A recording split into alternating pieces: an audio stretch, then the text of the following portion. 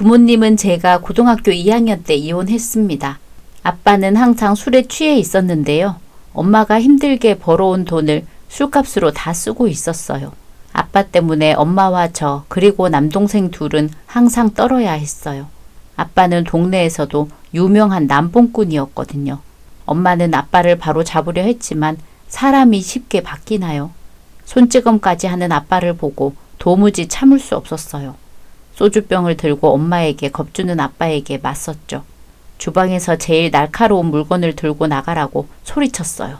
그 엄마의 그 딸이라는 말과 함께 아빠는 집을 나갔습니다. 엄마에게 더는 당하지 말라고 화냈지만 엄마는 저에게 미안하다는 말만 하더라고요. 저는 엄마가 벌어온 돈을 몰래 숨겨놨는데요. 아빠가 엄마 포장마차로 찾아갔나 봐요. 옆집 아주머니가 말해줘서 알았죠. 돈 내놓으라고 포장마차를 다 엎어버린 아빠를 보자 저는 또 눈이 돌았어요. 뜨거운 불쏘시개를 아빠에게 휘두르며 다시는 집에 오지 말고 우리를 찾지 말라고요. 그렇게 아빠는 동네를 떠났고 정말로 찾아오지 않았어요. 그렇게 시간이 흘러 고3 때 대학에 가고 싶었지만 형편 생각해서 포기하고 남동생 둘만 대학 보내자고 했습니다. 엄마는 그런 저에게 항상 미안해 하셨고요. 심지어 빙판길에서 미끄러진 엄마는 붕어빵 포장마차를 운영할 수도 없었어요. 그 해에는 엄마를 대신해서 제가 붕어빵 장사를 했습니다.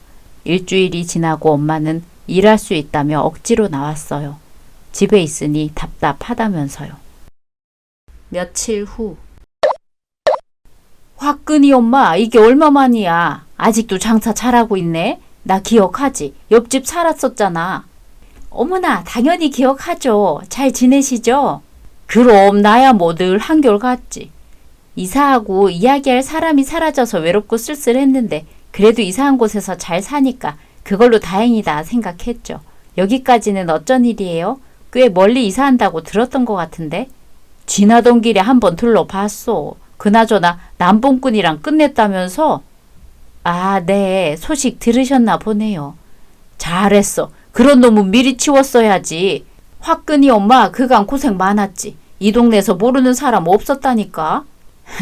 감사해요. 우리 딸한테 또 도움받은 게 컸죠. 화끈이가 역시 딸이 첫째인 게 좋지. 엄마가 이렇게 든든하게 기댈 수 있고 특히 화끈이가 유독 더 그렇긴 해. 가만히 있어봐. 화끈이가 지금 몇 살이지? 다음 달이면 21살 되네요. 서울로 대학 갈 수 있는 성적이었는데 저 때문에 못 보낸 게 미안하죠. 제가 우리 딸 발목 잡는 건 아닌지 이만저만 걱정이 많네요. 아유, 화끈이가 얼마나 잘 컸는데 동네에서 화끈이 같은 딸 부럽다고 귀에 딱지가 않도록 들어놓고서는 내 앞에서 그런 말이 나와. 화끈이 엄마 그거 행복한 걱정이야. 그런가요? 그나저나 겨울만 되면 어찌나 화끈이 엄마 붕어빵만 생각나는지 그쪽 동네에 내가 오늘 가서 소문 좀 내줄 테니까 서비스로 몇 마리 좀 더 넣어줘봐. 그럼요. 오랜만에 오셨는데 당연히 드리죠. 이웃분들이랑 넉넉하게 나눠 드시라고 넣었으니까 널리 소문 내주세요. 당연하지. 화끈이 엄마 손맛이야 내가 장담할 수 있잖아. 그나저나 화끈이는 어디 갔어? 잠시 여기 앞에 심부름하러 갔어요. 화끈이도 보고 가면 좋을 텐데. 바쁘시죠? 곧 올 텐데. 그게 아니라 내가 해줄 말이 있는데. 해줄 말이요? 내가 아는 사람 아들이 홍기가 찼대. 결혼할 여자를 찾는다고 하더라고. 그래요? 근데 그 집이 아주 부자야. 나 마당발인 거 자기도 알지. 내 주변 사람 중에서 제일 부자거든. 집도 으리으리하고 가족이 사업하는데 그 사업도 어마어마한가 봐. 화끈이 어때? 네? 뭐가요? 화끈이도 시집 가야지. 언제까지 옆에 끼고 살 거야. 화끈이 그 아들이랑 내가 엮어줘? 네? 아유, 아니에요. 저희 형편에 무슨 그런 사람을. 그리고 그런 집안에 우리 딸 보내면 제가 불편해서 못 살아요. 괜히 딸 팔아버린 엄마 같기도 하고 아직 우리 화끈이 어리기도 하고요. 하고 싶은 일은 언제가 됐든 꼭 시켜주고 싶어요. 화끈이 언제까지 포장마차 하게 할 거야. 화끈이 대학도 못 보내줘서 미안하다며. 이 기회 흔치 않아. 화끈이 엄마 잘 생각해봐. 현실을 봐야지. 화끈이가 하고 싶은 일 빨리 시작하려면 이런 집안에 시집 가는 게 맞지. 며느리한테 지원 하나 안 해주겠어? 그래도 아줌마 안녕하세요? 어머나 이게 누구야? 화끈이 안 본 사이에 많이 컸네? 아가씨가 다 됐어. 지나가다가 보면 못 알아보겠는데 벌써 2년이나 지났네요. 붕어빵 사러 오신 거예요? 붕어빵도 사고 겸사겸사 너랑 엄마도 보러 왔지. 잘 살고 있어서 보기 좋네. 엄마, 제가 정류장까지 아줌마 배웅해주고 올게요. 그래, 알았어. 조심해서 가시고 다음에 시간 나면 또 와주세요. 오랜만에 보니 반갑네요. 그래, 내가 얘기해준 거 잘 생각해보고 이틀 안으로 연락 꼭 줘야 해. 알았지? 화끈아, 아줌마 괜찮으니까 엄마 도와줘. 아줌마, 저 다 들었어요. 뭘 말이니? 엄마한테 하신 얘기요. 부잣집 아들이랑 저 엮어주신다고. 다 들었다니까 내가 하는 말인데 화끈이 너도 엄마한테 효도해야지. 언제까지 이 장사하고 있을 거야. 네 엄마 골병 들어 저러다가 딸이면 더 늦기 전에 좋은 남자 만나서 얼른 시집 가는 게 효도하는 거야. 화끈이 너도 잘 생각해보고 아줌마한테 따로 연락해. 네 엄마가 반대해도 네가 괜찮으면 아줌마는 주선해줄 의향이 있으니까. 알았지? 네.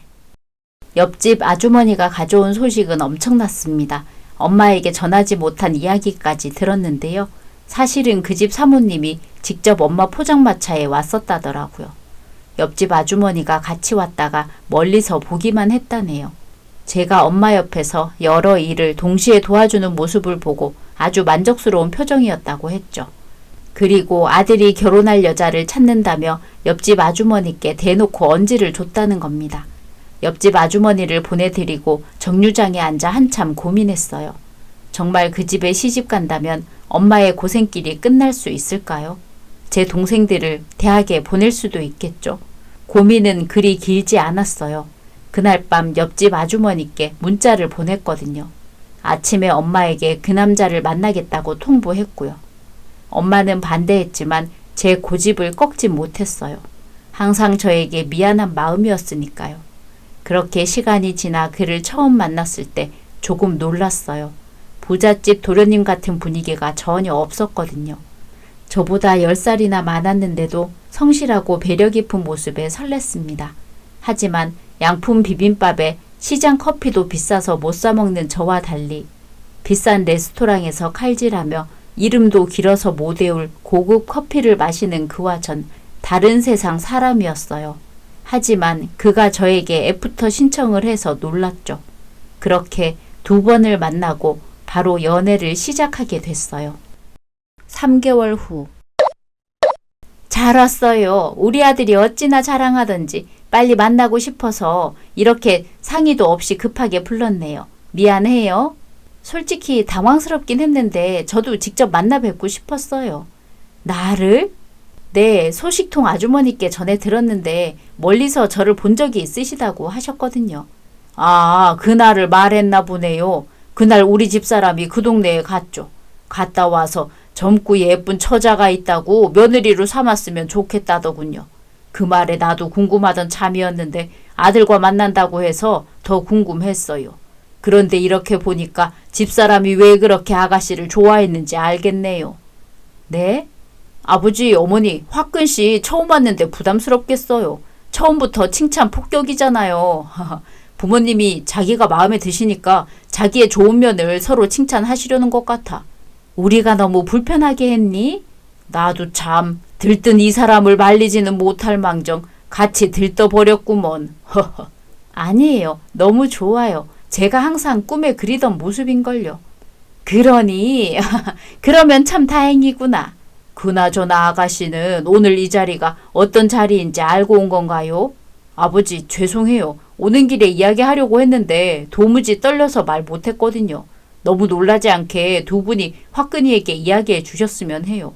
뭐지? 내가 모르는 다른 이유가 있어서 오늘 보자고 하신 건가? 오빠는 왜 이런 중요한 이야기를 나한테 하지 않은 걸까? 표정을 보니 정말 모르나 보네. 그렇게 긴장할 필요 없어요. 우리는 그저 결혼에 관해서 어떻게 생각하는지 묻고 싶어서 오늘 자리를 마련한 거니까. 우리 아들이 큰 실수를 했군요. 내가 대신 사과하지. 우리는 아들이 마음에만 든다고 하면 빨리 결혼시킬 생각이었어요. 결혼이요? 화끈아, 우리 만난 지 3개월이지만 난 그 정도 만났으면 충분하다고 생각해. 결혼이 중요하게 고민해야 할 문제인 건 맞다고 생각해. 하지만 우린 문제될 게 없잖아. 난 네가 몸만 와도 정말 괜찮아. 널 놓치고 싶지 않아. 이 문제는 나 혼자 결정해야 할 문제가 아닌 것 같아서 당장 대답해 주기 어려울 것 같아. 죄송해요. 이렇게 자리까지 마련해 주셨는데. 당연히 식구들과 상의해야지. 그냥 아가씨 의견이 궁금해서 우리 아들과 결혼을 어떻게 얼마나 깊이 생각하는지 알고 싶어서 그랬어요. 정말 죄송하지만 결혼은 아직 깊이 생각해 본 적이 없어요. 오빠가 좋은 사람이고 두 분이 좋은 분인 것도 알지만 저도 생각할 시간이 조금은 필요한 것 같아서요. 그럼요. 당연히 그런 시간은 줄 수 있죠. 걱정하지 말고 오늘 집에 가서 부모님이랑 동생들과 진지하게 상의하고 아들한테 얘기해줘요. 우리도 대답 기다리고 있을 테니. 하나만 당부하자면 우리 아들과 결혼한다면 후회하진 않을 거예요. 아가씨를 힘들게 할 일은 전혀 없으니 오래 잘 고민해보고 답변해 주길 바라요. 솔직히 결혼은 섣부르다고 생각했어요. 제 나이가 21살이라고 했잖아요. 하고 싶은 일도 많았던 터라 결혼하면 제약이 많을 것 같았죠. 하지만 집에 가는 순간 생각이 달라졌어요. 동생들이 기대하는 눈빛으로 쳐다보더라고요. 차마 결혼할 생각이 없다고 말하지 못했습니다. 엄마와 같이 자는데 앓으면서 자는 엄마를 보면서 더 그런 생각이 들었어요. 다음 날에 저는 예랑에게 결혼하겠다고 답을 주었어요. 고마워하면서 잘 살아보자는 그 말이 진심처럼 느껴져 고마웠어요. 그런데 충격적인 예랑의 발언에 위기가 찾아온 겁니다. 며칠 후. 뭐? 그게 무슨 소리야? 그렇게 놀라지 마. 내가 말하면 안 될 이야기를 한 사람처럼 보이잖아. 이해가 안 되니까 그렇지. 결혼 전에 같이 살자니 결혼하겠다고 결심했지만 오빠랑 결혼 전에 같이 살 마음은 난 전혀 없었다고. 이렇게 통보식으로 얘기하면 내가 놀라지. 안 놀라? 알았어. 미리 말 못해서 미안해. 하지만 난 진심이야. 아무리 그래도 이건 아닌 것 같아. 그 말은 못 들은 걸로 할게. 화끈아, 우리 감정적으로 이러지 말자. 어차피 결혼하기로 결심했는데 결혼 전에 같이 사는 게 뭐가 문제야. 결혼하고 같이 사는 거나 똑같지. 그냥 더 일찍 같이 사는 거야. 화끈이 넌 나랑 같이 있고 싶지 않아? 그런 문제가 아니잖아. 같이 있고 싶다고 그냥 같이 살아? 그건 너무 어린 생각이야. 대체 왜 결혼 전에 안 된다는 건데? 그야 당연히 어머님이랑 동생들 때문이라고 하겠지. 화끈아, 결혼은 현실이야. 가족 때문에 결혼 전에 동거가 불편하다고 그렇게 말하는 게 더 어린 거라고. 가족 생각하는 거라면 화끈이 넌 더더욱 내 말에 따라야 하지 않겠어? 내가 도와준다고 했잖아. 결혼 전에 같이 살면서 어머님이랑 동생들 내가 충분히 도와줄게. 그러니까 나 좀 믿어주면 안 돼? 이게 쉽게 결정할 문제가 아닌 거 오빠도 잘 알잖아. 내가 이런 말까지는 안 하려고 했는데 우리 부모님은 좋다고 하셨어. 그리고 결혼 전에 같이 살다가 결혼하면 우리 신혼집으로 강남 60평 고급 빌라 주신다고 약속도 하셨단 말이야. 괜히 너 부담스러울 것 같아서 말 안 하고 있었는데 너무 나쁘게만 생각 안 했으면 좋겠다. 믿기 힘든 현실이었어요. 신혼집으로 덜컥 강남 60평 고급 빌라를 내준다는 부모님이 있다는 게요. 이 남자와 결혼해도 되는 건지 계속 혼란스러웠죠. 결국 그의 제안을 받아들일 수밖에 없었어요. 그와 저의 집안 차이가 자꾸만 절 주눅들게 했지만 엄마와 동생들만 생각하며 살기로 마음먹었습니다. 얘랑도 예비 시부모님도 좋은 사람이라는 걸 아니까 결혼하기 전에 같이 사는 건 문제될 게 없다고 위로하면서요. 사실이기도 했고요. 하지만 이건 시작에 불과했어요. 산을 넘으면 다른 산이 자꾸 기다리고 있었거든요. 얘랑과 둘이 사는 줄 알았는데 예비 시댁에서 시부모님과 같이 살아야 한다는 거예요. 통보만 하는 얘랑에게 기분상해 있었는데요. 그런 서운함도 걱정도 시간이 지나 싹 사라졌습니다. 시댁 식구들이 저를 잘 챙겨줬거든요. 그러던 어느 날 2주가 지나고 새벽에 무서운 일이 있었습니다. 아기 울음소리가 들리더라고요. 얘랑을 깨웠지만 일어나지 않아 혼자 나가봤어요. 그랬다가 기절하는 줄 알았죠. 다음 날 새벽. 누구세요? 쉿, 조용히 해요. 자는 사람들 다 깨울 일 있어요? 그냥 여기 두고 가려고 했는데 잘 됐다. 얼른 받아요. 아니, 아기를 왜 저한테? 이 가방에 필요한 용품들 다 있으니까 당분간은 돈 쓸 일 없을 거예요. 아니, 누구시냐니까요. 집은 어떻게 들어오신 건데요? 도둑이에요? 그나저나 아무도 안 일어날 줄 알고 이 시간에 온 거였는데 왜 갑자기 깨서 일을 망쳐요? 네? 아니, 이 사람 진짜 뭐야? 미친 여잔가? 이렇게 부자 동네에도 집에 함부로 들어오는 미친년이 있나? 아무튼 분명 난 아기 건네줬어요. 그쪽이 아기 받았고요. 맞죠? 그건 그렇지만 더 궁금한 건 나중에 사람들 깨어나면 이 집 사람들한테 물어보세요. 아무튼 난 하라는 대로 했으니까 나중에 딴 말하지 말라고 꼭 전해주고요. 저기요. 왜 잡아요? 아기 데리고 가셔야죠. 똑같은 말만 몇 번을 하게 하는 거야, 짜증나게. 네? 그쪽 사람들이 일어나면 물어보시라고요. 나한테 구질구질하게 매달리지 말고. 저기요! 대체 이게 무슨 일이야? 잠시 후.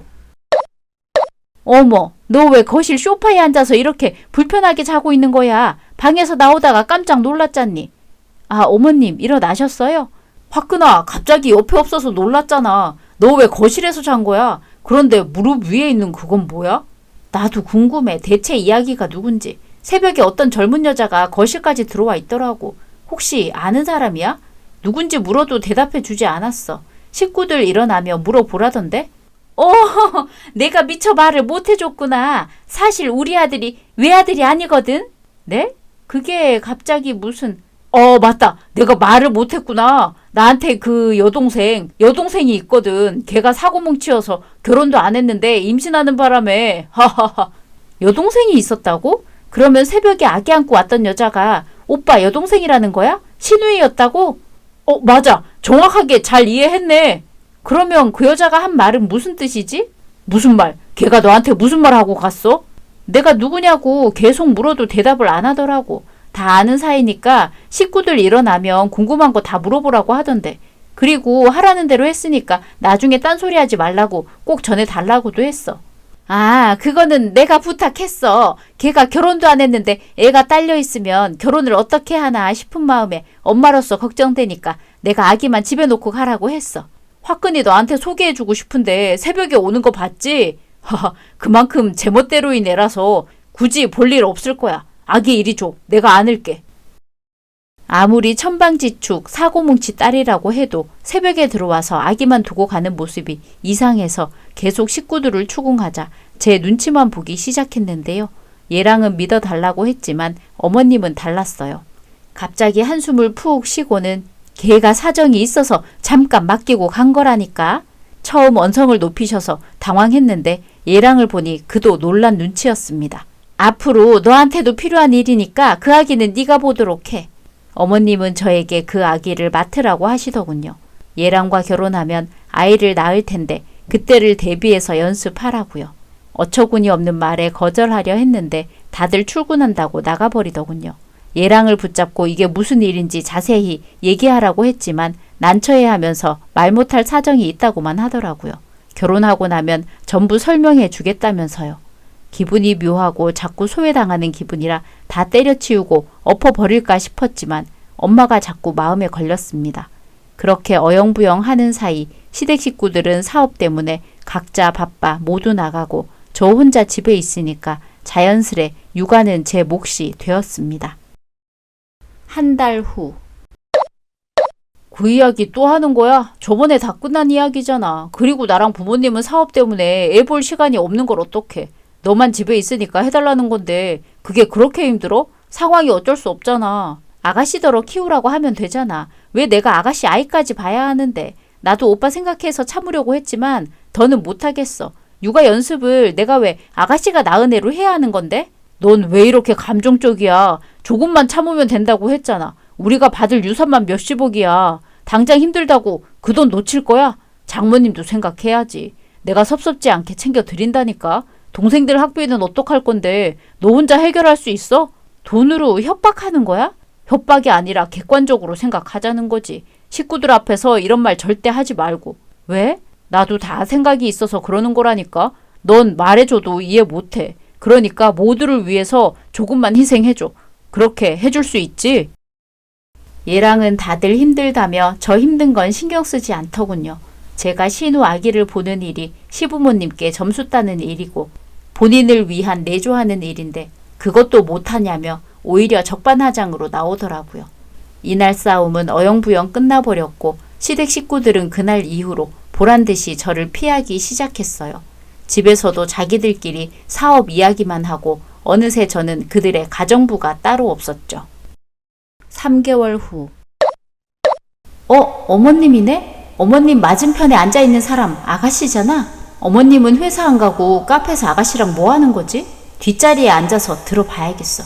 언제까지 기다려야 하는데요? 걔 진짜 며느리로 받아들일 생각 아니죠? 아유, 당연하지. 내가 널 두고 그런 애를 며느리로 받겠니? 조금만 기다려 줘라. 너도 아직 상황 어떤지 알잖니? 그러니까 그 조금이 얼만큼인데요. 저런 애들이 진짜 무서운 애들이라니까요. 쥐뿔도 없는 주제에 잘해주니까 진짜 좋아하는 줄 알고 나중에 헤어질 때 붙잡고 매달리고 구질구질하게 굴 텐데 빨리 나가라고 해요. 사람 기다리게 만들지 말고.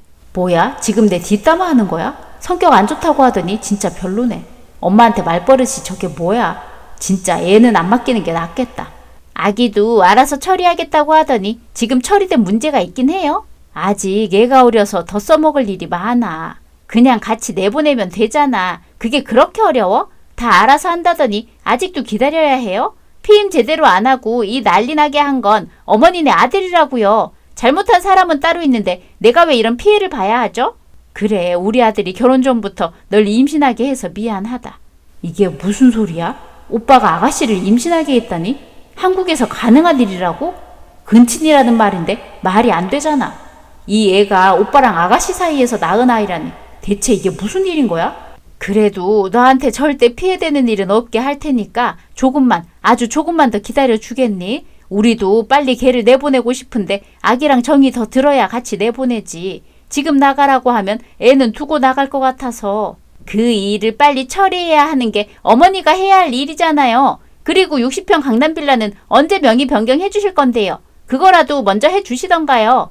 얘만 보내고 나면 바로 명의 바꾸고 너희 둘 신혼집으로 마련해 줄 테니까 그건 걱정 안 해도 돼. 지 스스로 아기 데리고 나간다고 할 만큼 만들어 놓고 있거든. 거의 다 됐어. 그러니까. 됐어요. 변명 듣기 싫으니까 그만해요. 딱 한 달 더 줄 테니까 그 안에 처리해요. 아니면 나 오빠랑 결혼 다시 생각할 거니까. 아버지는 잘 계시는 거지? 언제 한번 식사 대접하려고 하는데 시간 좀 내주면 안 되겠니? 사업으로 할 말 있다고 하면 아빠도 시간 내주실 거예요. 그건 제가 말씀드려 볼 테니까 지금 며느리로 들인 그 거지 같은 년 걔부터 빨리 처리하시라고요. 알겠어 얘. 그래도 네가 우리 아들이랑 결혼하고 투자도 계속 유지만 해준다면 우리야 너한테 못할 이유가 없지. 그러니까 아가씨라고 했던 여자가 신우가 아니라 남이었던 거였어? 아버님 회사 투자자 집안 딸이었던 거야? 남편하고 저 여자하고 사고쳐서 낳은 애 키울 보모로 날 들인 거였고 아기랑 같이 치워버릴 생각이었다니 어떻게 사람들이 이렇게 야갔을 수가. 정말 충격적인 사실이었어요. 아기 엄마는 신우가 아닌 얘랑과 결혼할 예정자였고 갑자기 생긴 아기를 지우려 했나 보더라고요. 하지만 시댁에서 두 사람 관계가 깨질까 두려운 마음에 시댁에서 먼저 아기만 낳아주면 알아서 하겠다고 했나 봐요. 그 아기를 키워줄 보모가 필요해 급하게 결혼할 사람을 찾는다며 급도 안 맞는 사람만 봤던 거였고요. 심지어 돈만 밝히는 그 여자를 잡기 위해서 아기를 저에게 떠넘길 계획이었죠. 이걸 어떻게 복수할지 감이 잡히지 않았어요. 시끄럽게 굴었다간 엄마와 동생들에게 피해갈 테니 야반도주까지 하려고 생각했는데요. 그간 아기 보면서 지냈던 시간이 아깝고 서러워서 그 계획은 접었어요. 그리고 그날 저녁 퇴근하는 얘랑을 집 앞에서 기다리다가 붙잡았죠. 그날 저녁. 미쳤어? 일하고 늦게 퇴근하는 사람 뺨을 갑자기 왜 때리는 거야? 그건 내 몫이고 이건 우리 엄마 몫이다 이 개자식아. 너 진짜 미쳤구나. 내가 오냐오냐 해주니까 만만해? 길거리 포장마차 운영하던 주제에 구제해줬더니 내 뺨을 때려? 그것도 양뺨을? 나한테 돌보라고 했던 그 아기 새벽에 찾아와서 덜컥 아기만 주고 가버렸던 신우라고 했던 그 여자 누군지 다 알았어. 나도. 무슨 말 하는 건지 모르겠는데 피곤하고 귀찮으니까 저리 비켜. 오늘 카페에서 두 사람 봤어. 어머님이랑 신우라고 했던 그 여자랑 두 사람 대화하는 것도 다 들었어. 엄마랑 딸이 카페에서 대화하는 게 뭐 어쨌다고 나 붙잡고 얘기하는 건데. 녹음도 했어. 두 사람 대화하는 내용. 이걸 듣고도 네가 이렇게 뻔뻔하게 고개 쳐들고 이야기할 수 있을까? 속이려고 한 건 아니었어. 식구들한테는 말하지 마. 아직 말 안 했지? 지금 그게 중요해? 내가 이렇게 무릎 꿇고 빌게. 미안해. 잘못했어. 한 번만 봐주면 안 될까? 어차피 다 알았으니까 거짓말은 안 할게. 대신 우리 이렇게 하자. 일이라고 생각하면 어때? 뭐? 일? 그래. 어차피 나는 쟤랑 결혼해야 해. 사업가는 사랑 따위로 결혼할 수 있는 사람이 아니라고.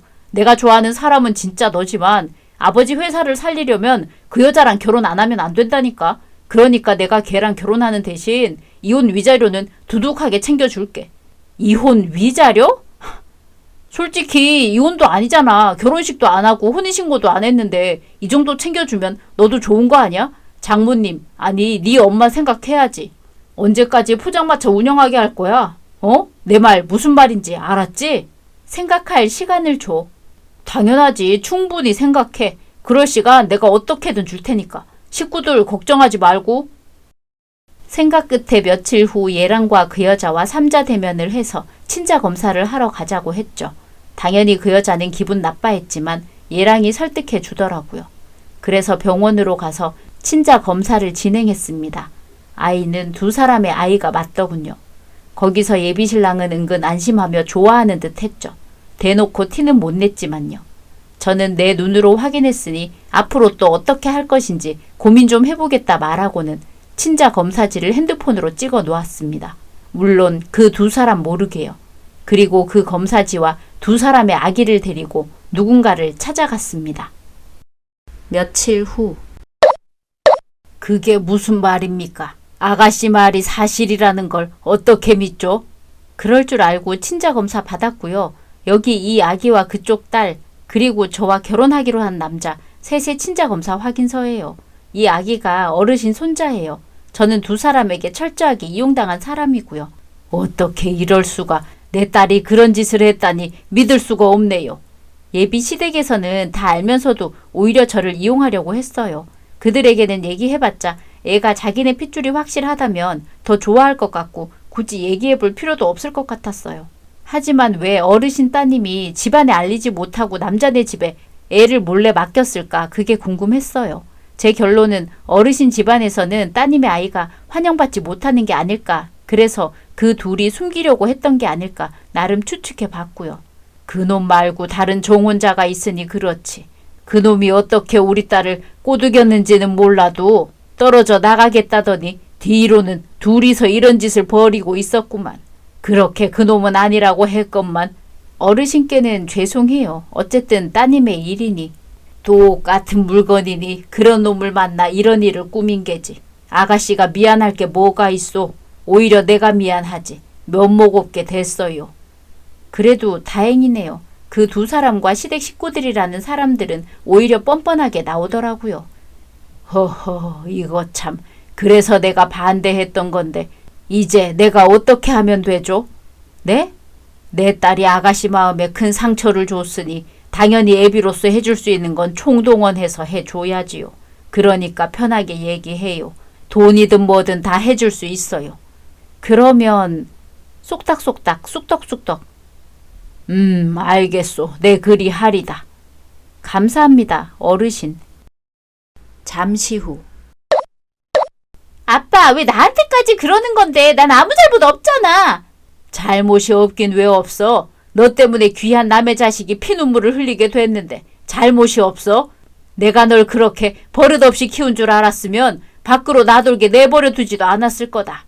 그리고 자네, 내 딸하고 헤어진다고 하더니 뒤로는 이런 짓을 벌여? 장인어른, 그게 아니라요. 누가 장인어른이야? 투자는 바로 처리할 테니 그리 알고. 너는 자식 새끼도 버리는 모정 없는 나쁜 년이니까 더는 내 딸도 아니다.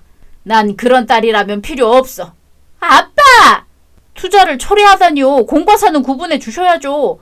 너 대체 무슨 짓을 한 거야? 이게 얼마나 큰 문제인 줄 알아? 너 때문에 우리 회사 망하게 생겼다고. 이제 어쩔 거야? 아!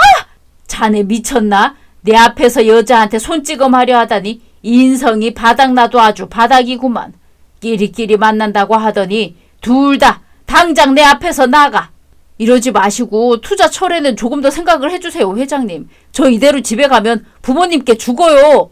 자네야말로 공과 사는 구분하게.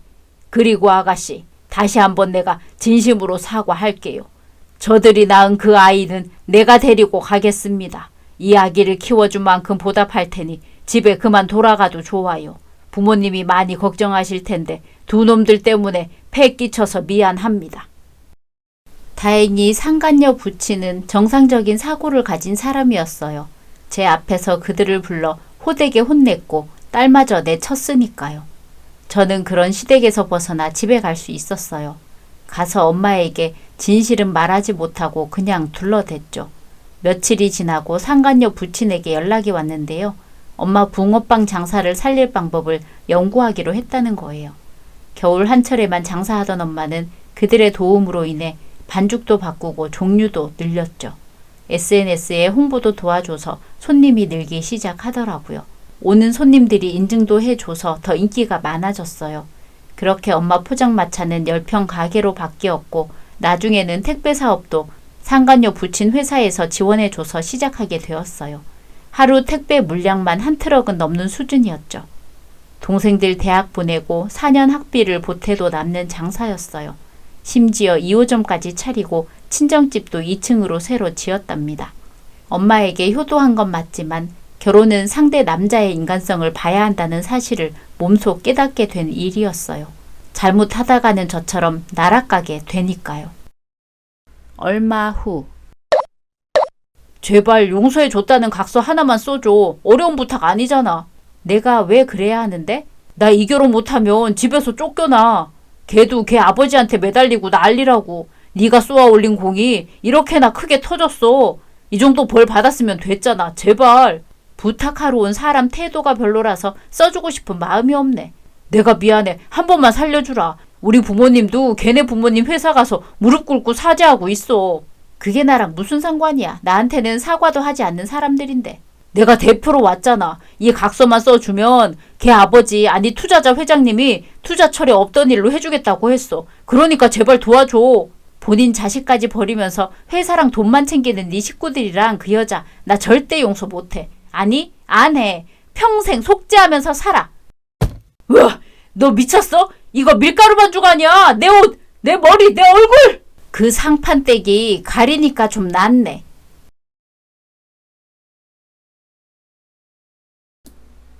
오늘의 이야기는 여기까지입니다. 재미있으셨다면 구독, 좋아요 부탁드립니다.